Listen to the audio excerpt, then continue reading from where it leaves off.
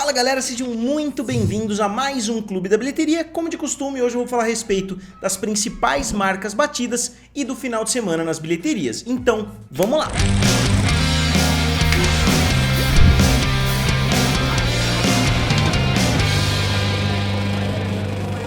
Pessoal, se vocês ainda não são inscritos aqui no canal, se inscrevam. Eu tô tentando chegar a 250 mil inscritos até o final de 2021 e com certeza vocês podem me ajudar pra gente tentar bater juntos essa meta. Então, em primeiro lugar ficou o filme West Side Story, que é o filme Amor Sublime Amor, né, que era um grande musical da década de 60. Agora a gente tá vendo o remake, dirigido por ninguém menos do que o Steven Spielberg, com um orçamento aí de em torno de 100 milhões de dólares, então foi um filme muito caro, né, que foi produzido. Musicais normalmente são filmes muito caros, porque exigem muita coreografia, exigem muitos figurantes, então são filmes mais caros, e o West Side Story, né, com a direção do Steven Spielberg, não ficou para trás nesse quesito. O filme, como eu disse, custou 100 milhões de dólares e abriu com 10,5 milhões, então o filme já está sendo considerado um fracasso a essa altura. Eu não diria que é um grande fracasso a essa altura, mas com certeza teve uma performance muito aquém do esperado. Obviamente, como um musical, o filme pode vir a ter pernas muito longas, mas os últimos musicais grandes que saíram também tiveram performances bem ruins, ainda mais porque, como eu falei, normalmente musicais têm orçamentos bem altos. E as expectativas da indústria eram de que o filme abrisse em torno de 15 milhões de dólares, então o filme já tinha expectativas baixas e mesmo assim ele abriu abaixo das expectativas, mostrando que o Steven Spielberg já não tem mais aquela força, né? Já não tem mais aquele nome que um Christopher Nolan, por exemplo, tem hoje em dia, porque só o nome Christopher Nolan já atrai muitas pessoas. A mesma coisa vale para um Quentin Tarantino, a mesma coisa vale para alguns outros poucos diretores que conseguem atrair público somente com base no próprio nome.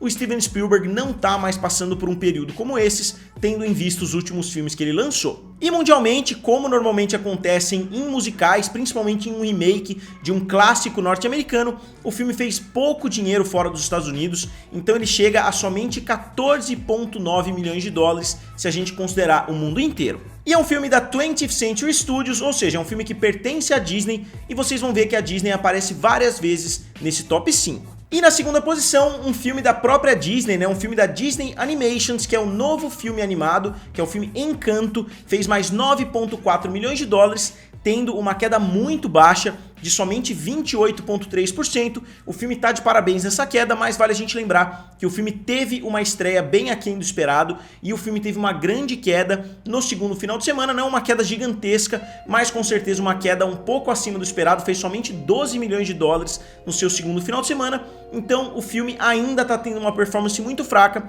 mas obviamente uma queda baixa de 28% é sempre bem-vinda. E o filme chega a 71 milhões de dólares em território americano, lembrando que o filme não teve uma estreia simultânea no Disney Plus, nem de forma gratuita, nem através do Premier Access, então a performance norte-americana realmente está deixando a desejar. E o filme fez 80 milhões de dólares fora dos Estados Unidos, chegando a 151 milhões de dólares. Normalmente esse valor pode parecer um número bem grandioso, pode parecer que o filme está tendo uma performance muito boa, mas não é o caso, porque os filmes animados da Disney normalmente têm um orçamento em torno de 150 milhões de dólares, até um pouquinho mais, se a gente considerar marketing. Eu diria que o marketing desse filme foi muito fraco, eu não imagino a Disney tendo gastado muito dinheiro para fazer o marketing de Encanto, mas de qualquer forma não dá pra gente descontar, né, que esses filmes são muito caros.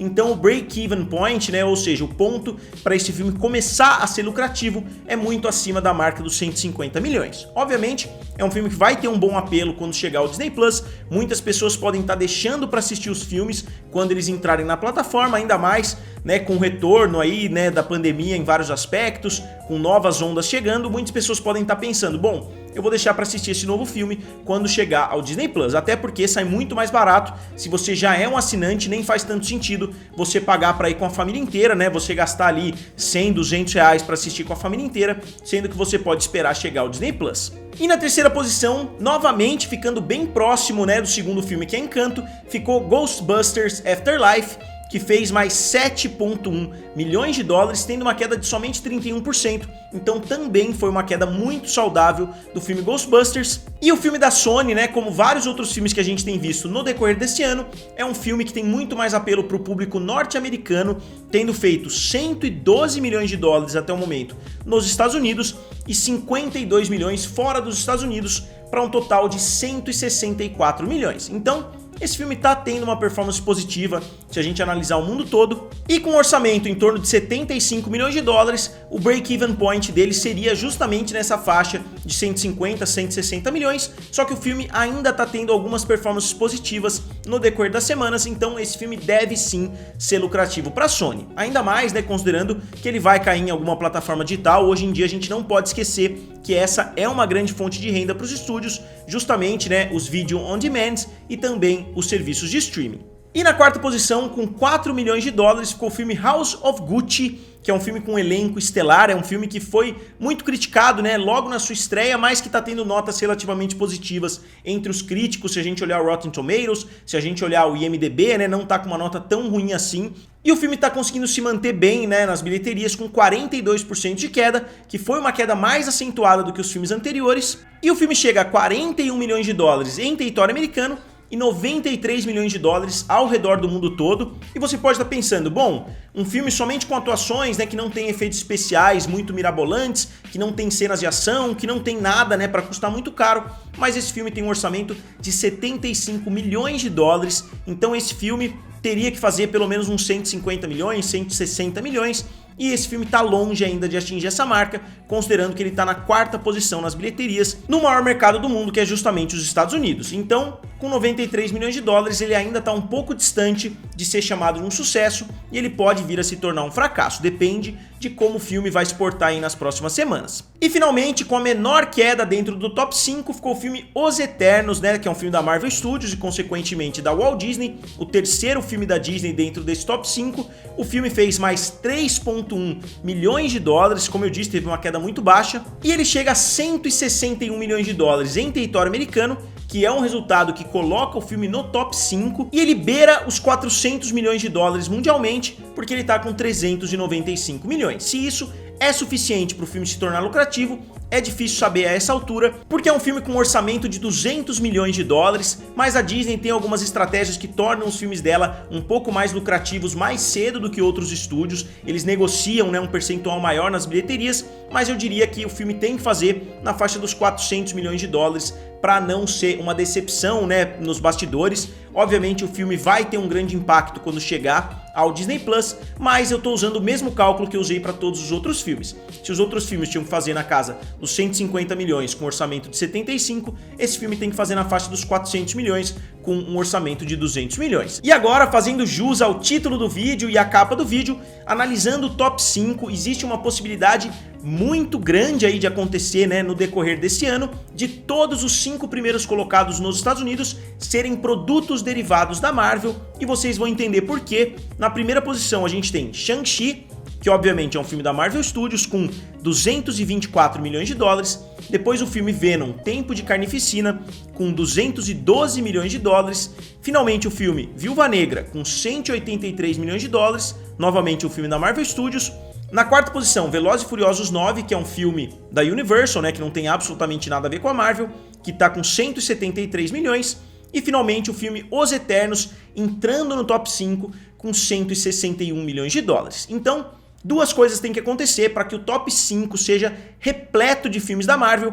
Se o filme Eternos ultrapassar o filme Velozes e Furiosos 9 até o final de semana que vem ou até o final de 2021, a gente vai ter os 4 primeiros filmes, né, sendo filmes da Marvel, obviamente Shang-Chi, Venom, Viúva Negra e Os Eternos, e claramente nas próximas semanas a gente vai ver um filme entrando, talvez na primeira posição, né, já na sua primeira semana, que é o filme Homem-Aranha Sem Volta Pra Casa. Então a gente vai ter Homem-Aranha Sem Volta Pra Casa e outros 4 filmes da Marvel ocupando o top 5. Novamente, eu não tô falando filmes da Disney ou filmes da Sony, eu tô falando filmes da Marvel como um todo, filmes derivados de produtos da Marvel. A gente tem uma chance real de ver a história sendo feita nas próximas semanas, que é uma só empresa ou uma só marca dominando completamente o top 5. Então muitas pessoas estão falando que os filmes de super-herói estão saturando, que ninguém mais quer saber de filmes de super-herói.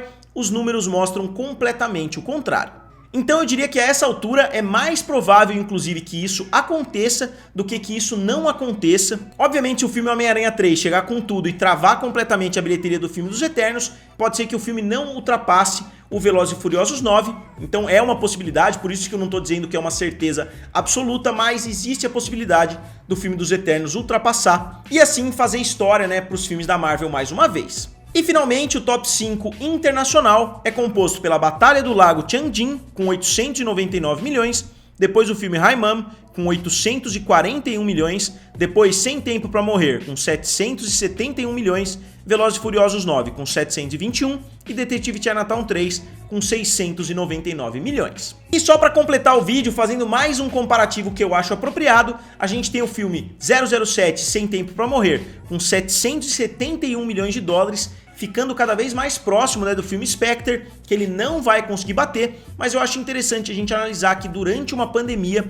o filme está com 771 milhões contra 880 do seu antecessor, então o filme está quase chegando à marca dos 100 milhões de distância, que eu acho que é uma performance sensacional para esse filme, que mostra que eles estavam corretos, né? A família Broccoli estava corretíssima em querer esperar para esse filme ser lançado no momento apropriado. Obviamente, se eles esperassem até o ano que vem, o filme poderia bater $1 bilhão, quem sabe, mas eu acho que eles fizeram o correto lançando no ano de 2021. E além disso, ele já destruiu, né, filmes anteriores como Quantum of Solace e inclusive o filme Cassino Royale, que é um dos queridinhos dos fãs. Então, pessoal, agora como sempre eu gostaria de saber de vocês, né, o que vocês acharam desse final de semana e principalmente o que vocês acham da possibilidade de 5 filmes da Marvel dominarem as bilheterias norte-americanas no ano de 2021. Digam aqui nos comentários, curtam o vídeo e se inscrevam no canal. Valeu e nos vemos em breve.